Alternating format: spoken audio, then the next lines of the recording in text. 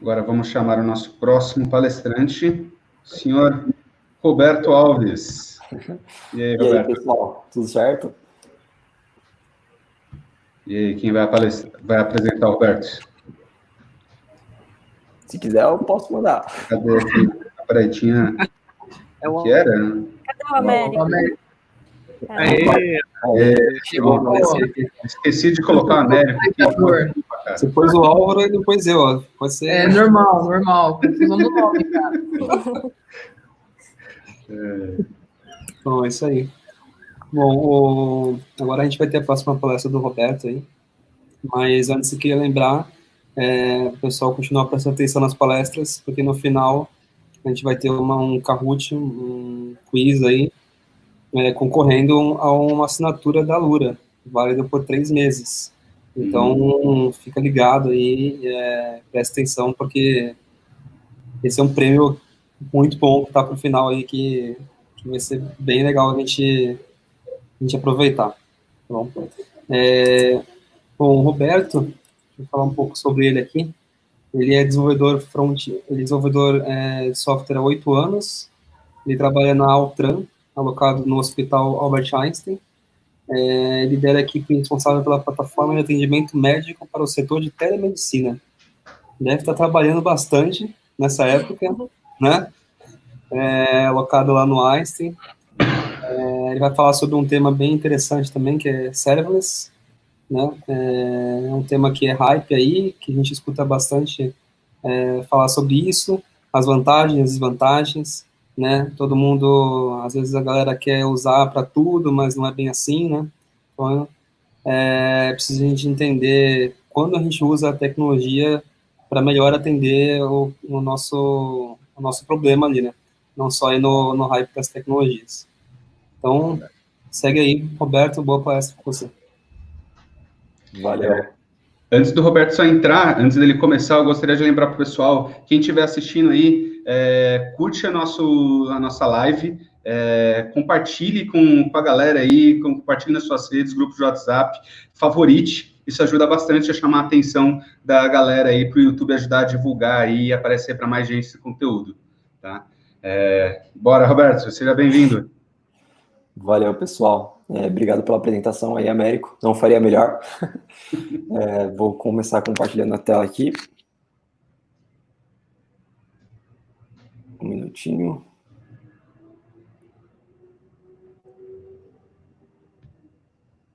Bora, estamos vendo. Já apareceu aí? Sim. Legal. Então, pessoal, como o Américo falou, meu nome é Roberto, eu trabalho como consultor e desenvolvedor de software pela Altran, e hoje eu vou trazer um conteúdo aqui focando no mundo, né, que é o serverless, toda uma arquitetura. E, bom, antes de mais nada, o que é o serverless, né? Em tradução livre, significa sem servidor. Rapidão.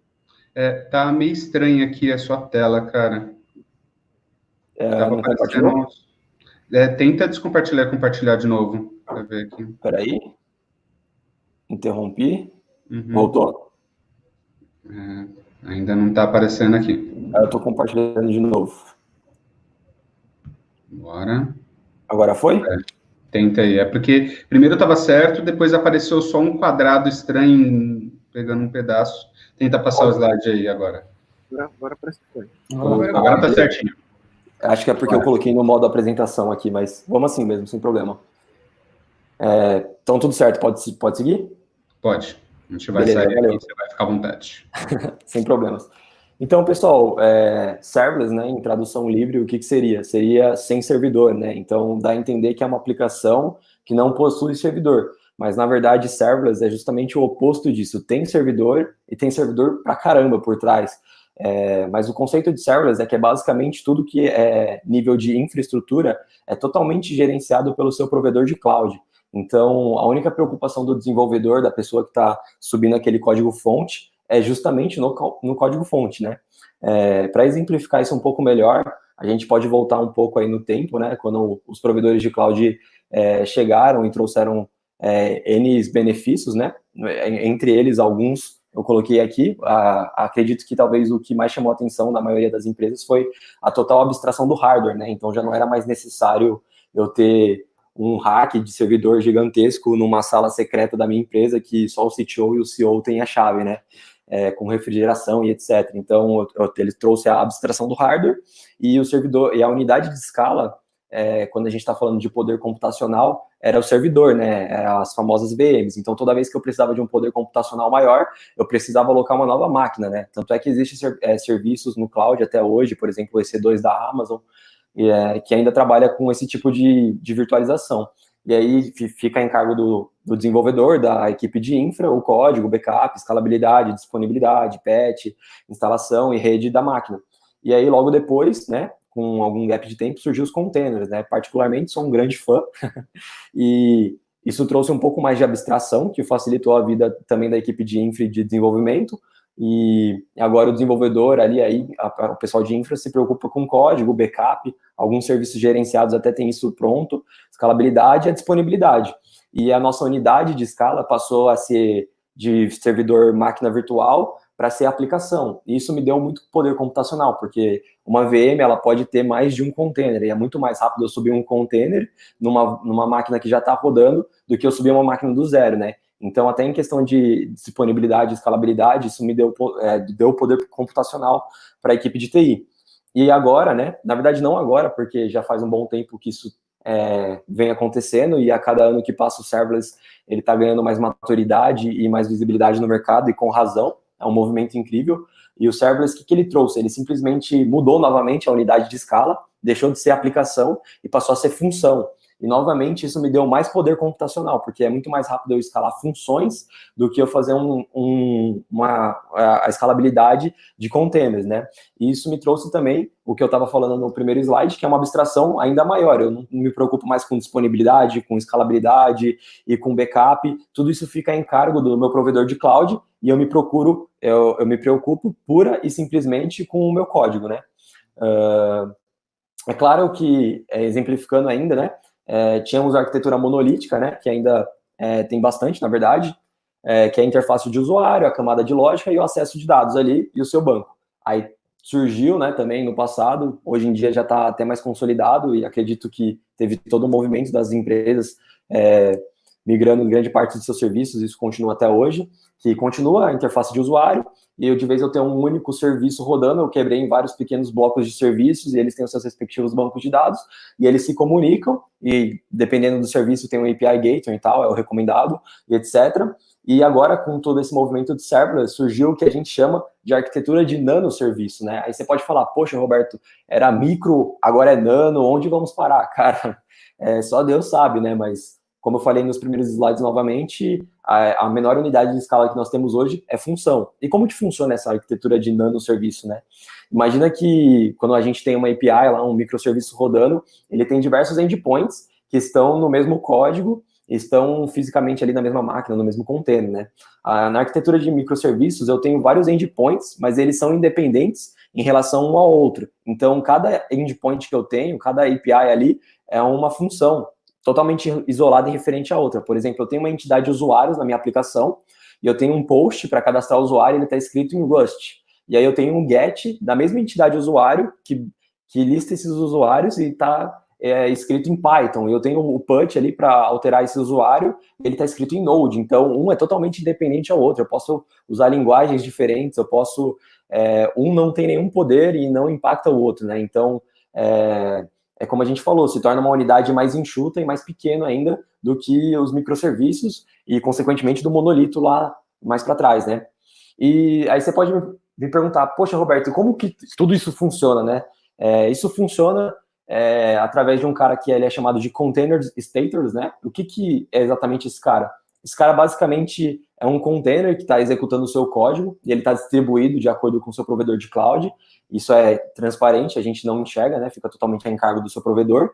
E enquanto o seu código está executando, esse container está disponível ali. E aí ele tá recebendo chamadas, etc. E está disponível. A partir do momento que ele parou de receber chamadas e teve um gap de tempo de inatividade, ou seja, sem nenhuma chamada, esse container ele vai ficar inativo, né? Como se ele entrasse em repouso. E aí, se ele receber uma nova chamada dentro do período que ele está de repouso, ele vai subir esse código-fonte de novo, e aí ele vai responder a chamada. A chamada não se perde, mas tem o que a gente chama de cold start, que eu vou falar um pouco melhor lá mais para frente, para existir a resposta, né? É muito parecido para quem está habituado aí com a versão free do Heroku, né? Enquanto está tendo chamadas, ali está disponível. Se não está tendo chamadas, ele fica em repouso, e aí quando ele vai responder uma chamada em repouso, ele demora um tempinho para subir e responde. E o que são essas chamadas que eu estou falando, né? Pode ser uma requisição HTTP, pode ser um evento no banco de dados, por exemplo, eu cadastrei um usuário, né, na tabela e aí dispara um e-mail, pode ser um serviço de fila de mensageria, pode ser uma função agendada que roda em determinado horário do dia, todo dia, ou que roda de X em X tempos, entre outros, né? Também uma coisa muito importante quando a gente está falando de serverless é que serverless não é DevOps, né? DevOps, basicamente, muito enxuto, é uma série de conjuntos, de práticas e de conceitos ali para você tornar a sua infra ágil, né? E de gerenciar ela de forma mais fácil. E serverless é justamente o oposto disso, né? Serverless, ele vem para extinguir a sua infra e você não precisa se preocupar com ela. Então, serverless utiliza o que a gente chama de NoOps. E também é importante dizer que serverless não é apenas funções, né? É muito conhecido o serverless porque o AWS Lambda, né, que foi o pioneiro nesse movimento, ele se popularizou muito rápido e surgiu, e digamos que o mundo serverless, muitas vezes o pessoal fala só do AWS e da Lambda, né, e dos seus concorrentes em questão de função. Mas serverless, na verdade, é uma arquitetura, é um modelo serverless, né, então existe o que é chamado de back-end as a services, né, que são serviços e funções que são disponibilizados por API sem a necessidade de instalar um SDK, um .jar ou alguma coisa do gênero. Um grande exemplo disso é o Firebase. Aí temos também o Back4 App, que é open source, foi criado no Brasil, é muito parecido com o Firebase, tem serviço de autenticação, webhook, push notification, mas o Firebase é largamente o maior fornecedor desse tipo de serviço. E temos, propriamente dito, as Functions as a Services, né? Que, como eu estava explicando até agora há pouco, são funções orientadas a eventos executadas em containers stateless. O grande exemplo disso, como eu falei, pioneira nesse ramo, é a AWS Lambda, temos o Azure Functions, temos o Google Functions e temos muitas outras surgindo aí também, da IBM, da Oracle, etc. E aí você fala, pô, legal, tudo isso que você está falando é bacana, mas por que eu saio do meu contexto atual de arquitetura para ir para esse contexto de arquitetura serverless? Eu separei algumas vantagens, tem até outras, mas eu separei aquilo que eu entendo que são as principais. E a primeira é que, cara, você tem muita velocidade de desenvolvimento. Porque você, quando vai disponibilizar parte do seu serviço, um MVP ali, você não precisa configurar um servidor, você não precisa ter um framework ali, um Laravel, um Express, ou fazer tudo na mão. Cara, você criou sua função, pode subir. Se, por exemplo, o seu MVP tem uma entidade com 5 funções, e se você já tem isso muito bem mapeado na sua mente, é fácil de desenvolver, cara, em meia hora talvez você já colocou tudo na nuvem e tá rodando, entendeu? E o deploy também é muito simples, assim, nem é necessário você ter um Git ou uma esteira configurada. É claro que isso é o recomendável, e principalmente quando estamos falando de um produto que vai ficar em produção, etc., é importante termos, mas se você quiser simplesmente zipar a sua função e subir no próprio console do seu provedor de cloud, é possível, ou até mesmo via terminal, é muito rápido. Aqui eu trouxe um exemplo, né, da AWS Lambda para a gente ver, então não existe nada de místico, é simplesmente uma função mesmo, é uma função comum que a gente utiliza, seja no servidor, seja no front-end, não foge nada, eu coloquei aí o famoso Hello World, né, para a gente ver. Uma segunda vantagem que eu coloquei, é uma das coisas que particularmente me chamou mais atenção quando eu conheci esse tipo de arquitetura, é que os servidores eles são autoescaláveis, então eu não preciso de um load balance para distribuir a arquitetura ali, o meu tráfego de rede entre os meus containers ou máquinas, não preciso de um auto-scaling para subir novas máquinas quando eu tiver um tráfego muito intenso, e como nós dissemos lá atrás, as funções elas são escaláveis mais rápidos do que container. Então, o que isso significa? Por exemplo, eu não sei se vocês já tiveram uma experiência, mas saiu, por exemplo, eu tive isso recentemente, né?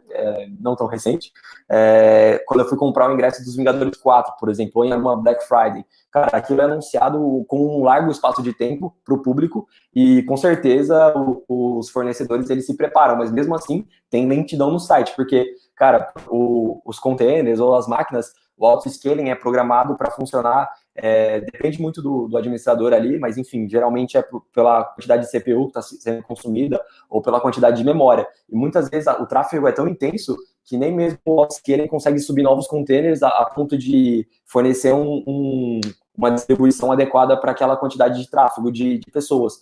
E quando a gente está falando de arquitetura serverless, o auto-scaling, né, por assim se dizer, ele funciona a nível de requisição. Por exemplo, eu fiz uma chamada aqui, ele caiu em um container que eu nem sei onde ele está. É claro que isso é de acordo com a região que você define. Agora tem o meu vizinho aqui está chamando o mesmo lugar, ele pode cair em outro container. Então, o auto-scaling, quando a gente está falando de arquitetura serverless, ele é feito a nível de requisição, não é a nível de consumo de memória ou algo assim. Então, é um absurdo a velocidade disso. Para você tratar picos de acesso, é algo que realmente pode vir para solucionar esse tipo de problema, né? Uma terceira vantagem que eu separei aqui, e essa é aquela que você pega o seu celular, tira uma foto assim e manda para o seu chefe, que certamente ele vai te dar atenção, que é extremamente barato, né? Eu coloquei o símbolo da AWS Lambda aqui para exemplificar, porque eu peguei os preços dela. O primeiro 1 milhão de requisições do AWS Lambda é gratuito, então você não paga por isso. A partir do primeiro 1 milhão, você vai pagar 20 cents de requisição por milhão. E, cara, depois de 1 milhão, 20 cents para você provavelmente não vai ser nada. Sua aplicação tá detonando, tá ganhando dinheiro pra caramba e tal. É claro que esse preço varia um pouco, né? Ele tem 3 variáveis, que é a memória que você aloca para essa função, o tempo de execução e o número de chamadas. É importante falar que o tempo de execução, ele é muito importante. Quanto mais demorar, mais caro vai ser. Então, não vai colocar lá um processo de ETL para rodar, não vai colocar um web crawler que vai entrar na página da Globo e sair buscando notícias e um NLP ali para ver se é fake news ou não, porque isso vai demorar e aí o benefício pode até se tornar um malefício.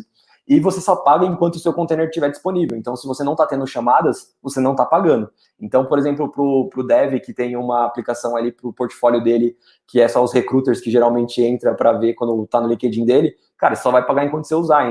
E se não tem um movimento bom, ou se não extrapolar a quantidade de requisições gratuitas, você não vai pagar nada. Isso é surreal, é muito bom e muito simples. Até citando um exemplo que aconteceu ainda ontem comigo, eu estava fazendo uma entrevista para uma vaga de full stack, mas a gente está procurando, né, um cara mais focado em front e que queira desenvolver o lado full stack. Aí eu perguntei pro cara, qual é o seu interesse? Você tem alguma experiência com back-end? Aí ele falou, eu nunca curti muito back porque eu não gosto de infra e nunca tive o menor interesse em aprender, mas eu tenho algumas aplicações pessoais que estão disponíveis aí, eu publiquei e eu estou utilizando a arquitetura serverless porque aí eu não preciso me preocupar com infra.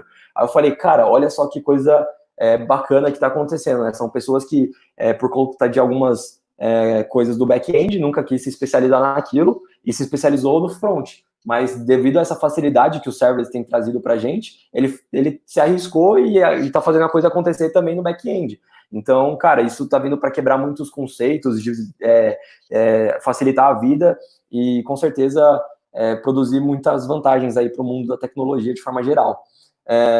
E agora eu vou usar aquela famosa frase de youtubers, né? E com razão, não existe bala de prata. Serverless possui sim desvantagens e você tem que considerá-las na hora que você vai utilizar, porque senão você pode acabar prejudicando sua empresa ou acabando gastando dinheiro demais. A primeira desvantagem que eu coloquei aqui é que é sempre stateless, ou seja, por ter esse inatividade e atividade, inatividade e atividade. Você não pode armazenar nada em disco, porque quando ele se tornar inativo, eventualmente você vai perder. Você não pode controlar estado que não esteja dentro do escopo da sua função, porque vai se perder. Na AWS Lambda possui um limite de 900 segundos para a sua função executar, então é 15 minutos. Passou disso, sua função simplesmente vai morrer e se perder. E no Google é de 9 minutos e no Azure é de 10. Eu posso estar invertendo, mas é isso, 9 entre 10 para os dois. E também é aconselhável você não basear somente em uma função. Isso eu coloquei na parte de desvantagem, mas é mais um conselho mesmo, né? Não basear somente parte da sua estrutura em serverless, por exemplo, uma função isoladamente, e não considerar o resto da sua arquitetura. Por quê? Muitas vezes você tem um pico de acesso na sua aplicação e as funções que estão sofrendo esse pico de acesso estão em serverless. Então, elas vão escalar, como eu já expliquei anteriormente, e vão aguentar esse fluxo que você está tendo anormal na sua aplicação naquele momento. Só que, por exemplo, se você está usando uma solução de banco de dados tradicional e ela não for um banco de dados bem robusto para também aguentar isso, ou não for serverless para escalar da mesma maneira, cara, o seu gargalo não vai ser na sua API ali, nas suas funções, mas vai ser no seu banco de dados. Então, se resolveu numa camada, mas na outra não, e vai continuar prejudicando a experiência do seu usuário. Então, quando você for utilizar serverless, tenha em consideração o contexto que você está utilizando e principalmente os picos de acesso, etc. Você tem que fazer um levantamento. Assim como foi dito aqui no início, não é porque é uma coisa que está no hype, apesar de já estar sendo comprovado o valor que tem, eu diria que está já entre o hype e se consolidando, que você simplesmente, eu vou usar porque tem esse benefício. Cara, considera a arquitetura do seu ecossistema ali antes de fazer qualquer coisa para não acabar colocando algo que você está trazendo como inovador e prejudicando o contexto da sua solução. E tem também o que a gente chama de timeout ou cold start, né, que é basicamente o tempo de inatividade que ele está para ele se tornar ativo novamente quando ele recebe uma requisição. Aqui eu trouxe alguns exemplos, né, nos principais fornecedores de cloud, o cold start. Como vocês podem ver no AWS e o JavaScript ali, eles são o menor tempo, né? Varia um pouco de cloud para cloud, de linguagem de programação, mas acho que o que mais me deixa empolgado é que se você fosse ver isso ano passado, ano retrasado, o tempo era muito maior. Então, quanto mais tempo essa solução tem de mercado, mais ela está ficando, mais maturidade ela está pegando e mais ela está evoluindo. Então, é realmente algo para a gente, pelo menos se não utilizar agora, ficar de olho, porque isso realmente pode mudar todo o futuro de infraestrutura. É claro que depende de várias coisas, etc., e não vai ser da noite para o dia isso, mas vale a pena ter o nosso olhar atento. Também separei aqui para dizer que o tamanho do pacote da sua função importa, então quanto maior ela for, maior vai ser o seu cold start. O efeito VPC também, né? Então, a VPC, se está dentro ou fora de uma VPC, o cold start também influencia. E a VPC é um excelente exemplo do que eu estava falando. O tempo de cold start, quando você está dentro de uma VPC, há alguns anos atrás, era muito grande. Tanto é que era uma das coisas que a galera não gostava de usar serverless. E já está, assim, está entre 0,5 segundos. É algo que, é claro, existe soluções que talvez isso seja um peso negativo, mas para a maioria, assim, do mercado, talvez não seja, né? E uma segunda desvantagem que eu citei é algo que é chamado de vendor lock-in, que em tradução livre é o bloqueio do fornecedor. Por exemplo, se você tem uma arquitetura baseada em Kubernetes, né, em OpenShift, em algum orquestrador de containers ou alguma coisa assim, na teoria, ou pelo menos deveria, ser simples de você sair, por exemplo, da AWS para o Google, sair do Google e para o Azure e vice-versa. Mas quando a gente está falando de serverless, né, isso não tende a ser tão simples, porque cada fornecedor de cloud tem a sua particularidade, tem um jeito de escrever a função, etc. Então, é um pouco difícil de você sair de um e para o outro, para não falar impossível, sem ter nenhuma manutenção no seu código-fonte. Claro que existe uma solução já para isso, que é chamada de Serverless Framework. Basicamente é um framework que tem uma camada de abstração entre a sua função que você está escrevendo e o console do seu provedor de cloud, então você vai realizar o deploy via esse framework, etc. E é muito vantajoso ele, porque eventualmente numa migração de cloud ele vai te ajudar a ser menos doloroso isso. E eu usei poucas vezes, para falar a verdade, funções serverless que não fossem com um framework, porque ele abstrai bastante coisa para você. Por exemplo, quando a gente está falando de AWS e você quer acessar outros recursos e expor essa função, você vai precisar configurar algumas policies, etc. E a sintaxe que ele usa, que ele gera um CloudFormation por baixo dos panos, é muito fácil de usar, então eu recomendo dar uma olhada nesse cara, também ficar de olho, ele tem crescido exponencialmente nos últimos tempos, e vale a pena usar ele até mesmo se você não estiver considerando esse cenário de mudar de cloud. E uma terceira desvantagem que eu listei é que, em hipótese nenhuma, você consegue acessar a máquina que isso está sendo executada, porque é variado isso, né? É uma arquitetura distribuída de solução. Então, se você, sei lá, tá falando, puta, eu tenho certeza que meu código tá certo, eu quero entrar lá porque eu acho que é a versão do Linux que tá zoado e tá zoando meu código. Cara, infelizmente, não dá. Não existe acesso via SSH. E tem uma quarta desvantagem que eu listei, que poderia também ser apenas um ponto de observação para você considerar o seu ambiente local e o ambiente que o seu provedor de cloud te fornece. No caso da AWS Lambda, é baseado em Linux, então se você está desenvolvendo isso em Windows e está usando algum pacote ali específico do Windows, quando você fazer o deploy, vai dar divergência e provavelmente vai dar erro. Atire a primeira pedra aí, o desenvolvedor que já falou que ia entregar em 5 minutos que estava finalizando, só faltava o deploy, fez o deploy, deu tudo errado, gastou o resto do dia para arrumar.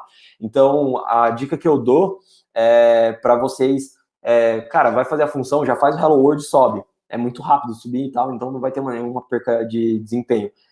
Cara, fez 1/3 ali da função, se for uma função mais grande, e manda também para o deploy, e assim sucessivamente, vai fazendo deploys com constância para evitar esse tipo de coisa e no eventual erro você pegar de forma fácil.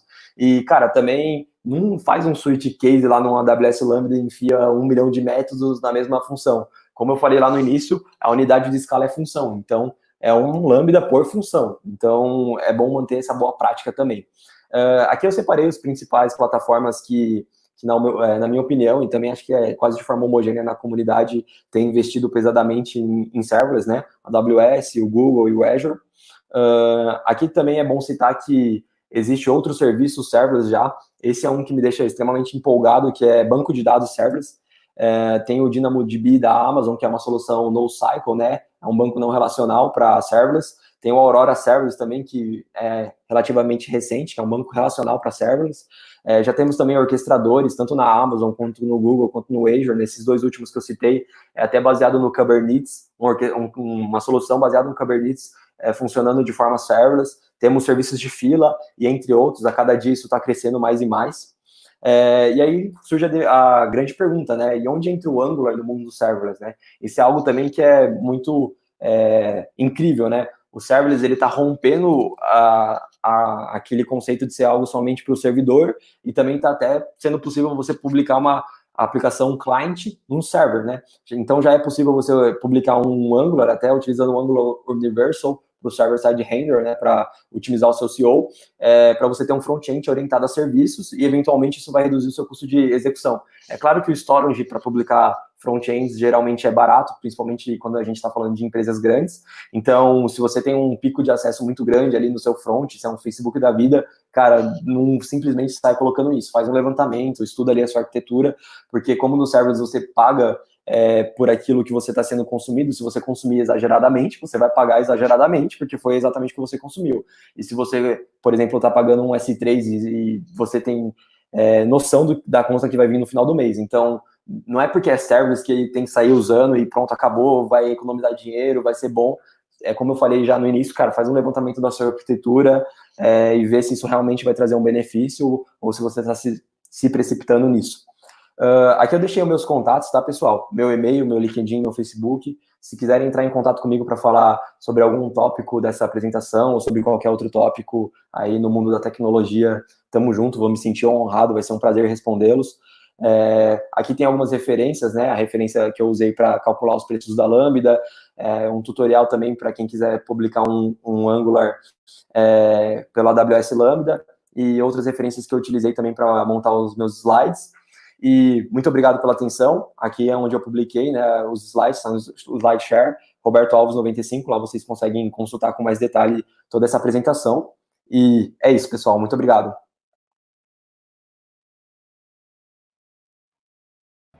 Opa, parabéns pela palestra aí, cara. Muito bom o conteúdo. Valeu, obrigadão. Parabéns, Roberto. Obrigado, pessoal. Muito, muito bom estar aqui com vocês e obrigado mais uma vez pela oportunidade. Opa.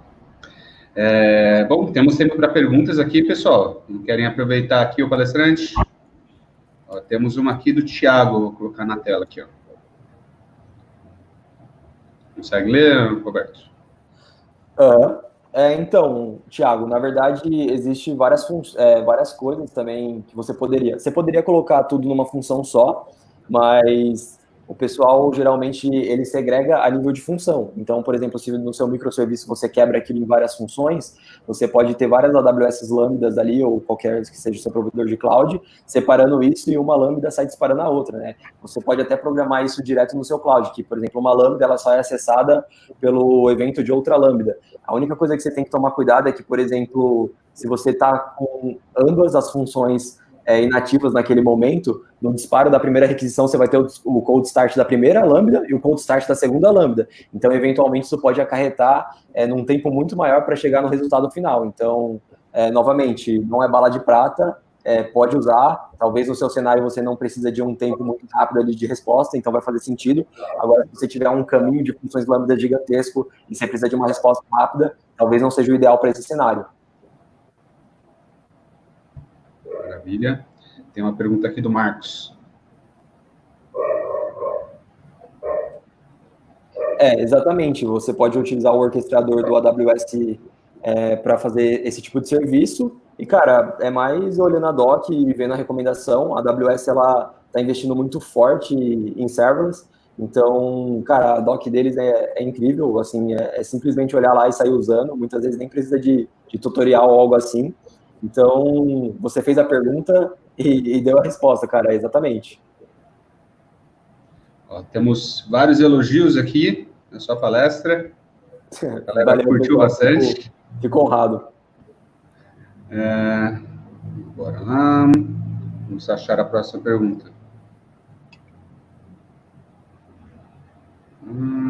Ulisses. Cara, não. Na verdade, 15 minutos é o tempo da Lambda da AWS. Então, ela já é a maior hoje no mercado. Ela foi a pioneira, então, em algumas coisas ela ainda está à frente dos demais, que é no tempo.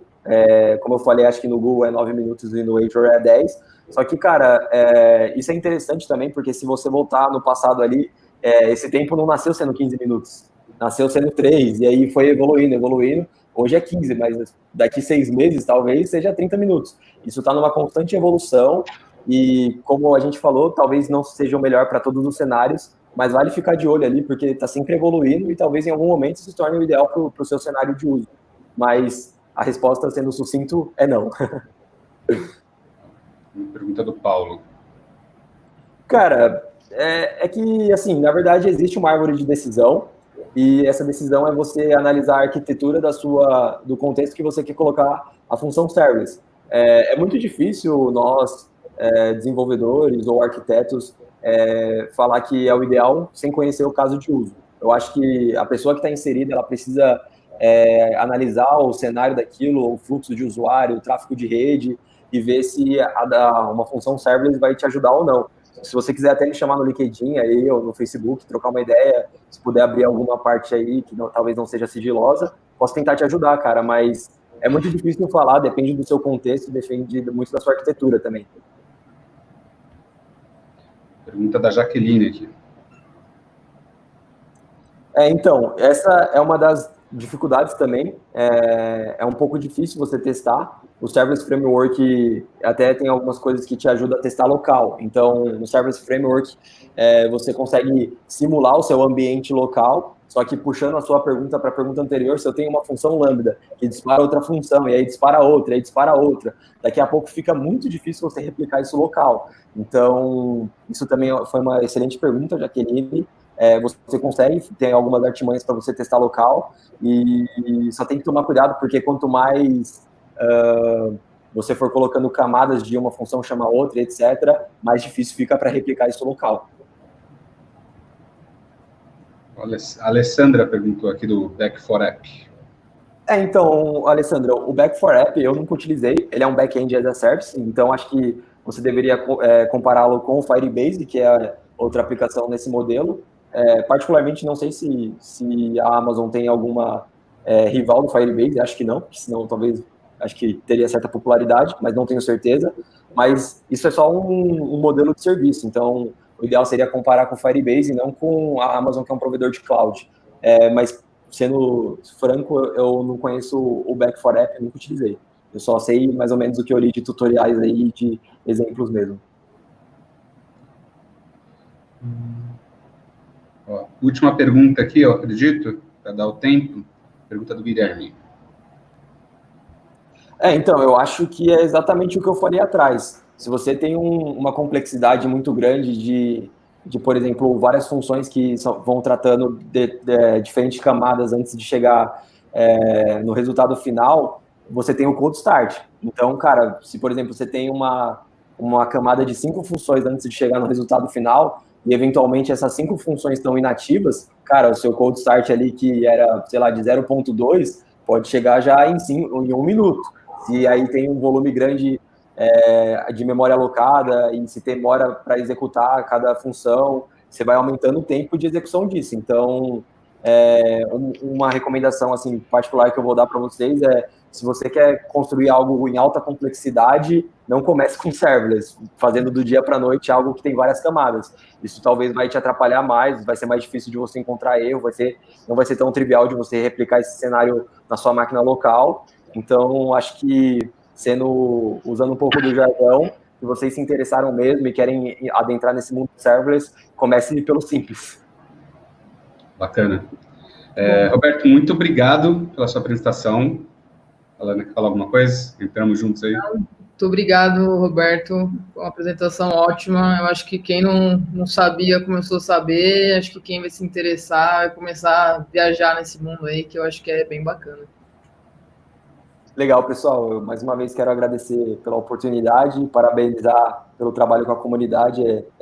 É muito bom e a gente, como desenvolvedor, temos que também saber que nunca é algo trivial disponibilizar o tempo que vocês usam para organizar tudo isso. Então, obrigado pela oportunidade e parabéns pelo Angular SP, é algo incrível, e obrigado por fazer parte disso hoje. Eu que agradeço.